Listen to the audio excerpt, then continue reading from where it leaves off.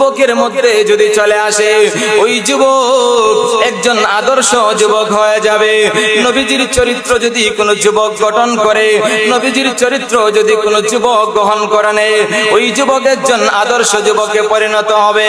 আমার আপনার নবী যৌবনকালে তার এমন চরিত্র ছিল, নবীজি তার যৌবনকালে এমন চরিত্র, মক্কার বেঈমান কাফেররা আমার আপনার নবীর টাইটেল দিয়েছিল আল আমিন, আমার আপনার নবীর টাইটেল দিয়েছিল as-সাদিক। মক্কার বেঈমান কাফেররা নবীজির কাছে গিয়ে আমানত রাখতো, নবীজির কাছে গিয়ে তাদের কথাগুলো, তাদের কাজগুলো, তাদের জিনিসপত্রগুলা মক্কার বেঈমান কাফেররা নবীজির কাছে আমানত রেখে আসতো। আমার বানের ভাইরা, আল্লাহর নবীর কেমন চরিত্র ছিল।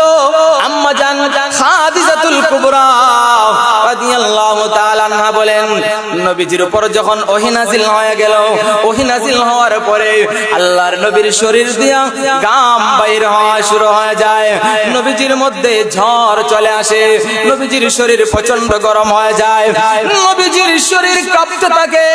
আম্মা জান খাদিজাতুল কুবরার কাছে গিয়ে বলেন, ওগো খাদিজা, সাম্মিলুনি সাম্মিলুনি, আমাকে কমল দ্বারা আবৃত করো, আমাকে কমল দ্বারা আবৃত করো।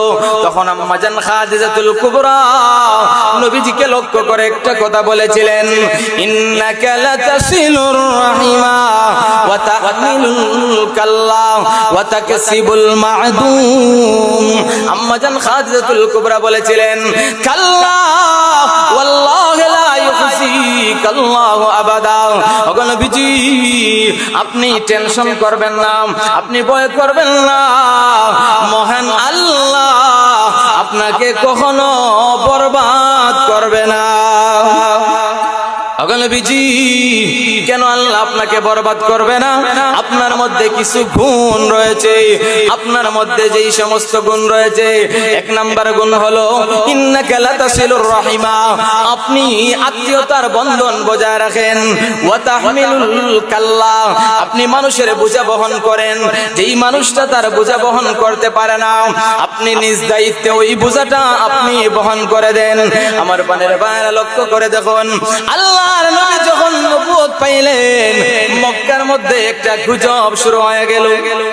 মক্কার মানুষেরা বেঈমান কাফের একটা গুজব শুরু করে দিল, মুহাম্মদ জাদুঘর, মুহাম্মদ পাগল, মুহাম্মদ মানুষকে জাদু করে ফেলে, মানুষের ঘরে ঢুকে মহিলাদের ইজ্জত সম্ভ্রম হানি করে। মক্কার মধ্যে এমন একটা অপপ্রচার শুরু হয়ে গেল। ওই সময় মক্কার একজন বুড়ি মহিলা গাট্টি গুট্টা নিয়ে মক্কা থেকে বাহির হতে লাগলো। রাস্তার মধ্যে নবীজির সাথে সাক্ষাৎ। আল্লাহর নবী বলেন, ও বৃদ্ধ মা, কোথায় যাবেন? বৃদ্ধ মহিলা বলল, বাবারে, শুনেছি মক্কায় নাকি মুহাম্মদ নামে একটা জাদুঘর আছে, মানুষদেরকে জাদু করে ফেলে, মানুষের ঘরে ঢুকে যায়, মানুষের জান মাল নিয়ে যায়, মানুষের উপর আক্রমণ করে।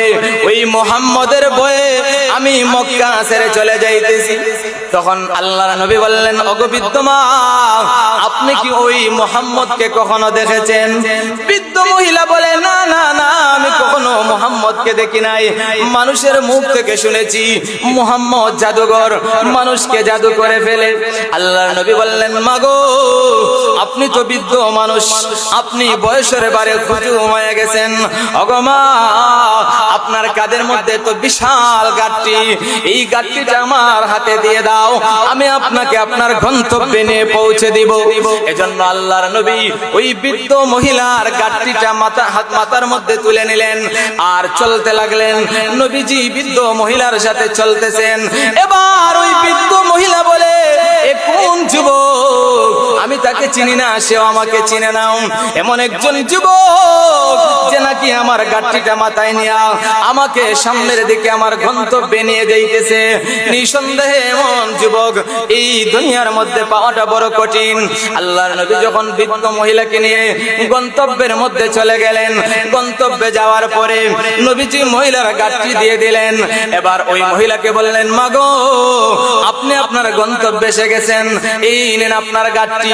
আমার পানের বারা, ওই সময় বৃদ্ধ মহিলা নবীজিকে ডাক দিয়া বলল, ওরে যুবক, তুমি মক্কা থেকে এত দূর পর্যন্ত আমার গাট্টিটা নিজের মাথার মধ্যে উঠাইয়া তুমি এখন পর্যন্ত আমাকে পৌঁছে দিলে, অথচ তোমার পরিচয় আমি জানি না।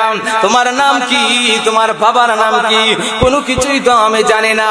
কি তোমার পরিচয়, কোথায় তোমার বাড়ি, তুমি কি করো, এগুলো কোনো কিছুই তো আমার জানা নাই। আরে যুবক, একটু তোমার পরিচয়টা দিয়ে যাও। এবার আল্লাহর নবী বলেন, ওগো মা শুনেন, যেই মুহাম্মদের বয়ে আপনি মক্কা ছেড়ে এখান পর্যন্ত আসলেন, আমি আর কেউ না, আমি হলাম সেই মুহাম্মদ যার বয়ে আপনি মক্কা থেকে